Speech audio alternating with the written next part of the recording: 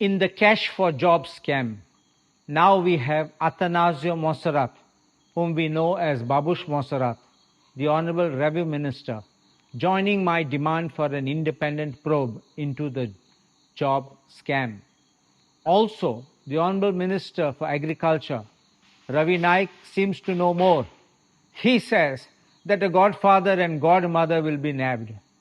Honorable Chief Minister Dr. Pramod Sawant needs to walk the talk. Police investigation will not unravel the whole truth and not name all the players.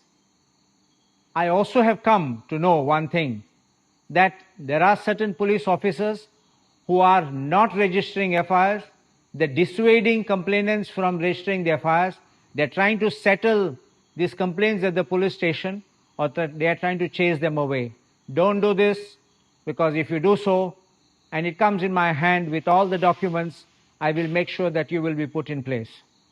I reiterate my demand to the Honorable Chief Minister, appoint a one-man commission under Inquiries of Commission Act if you and your government have nothing to hide and nothing to fear.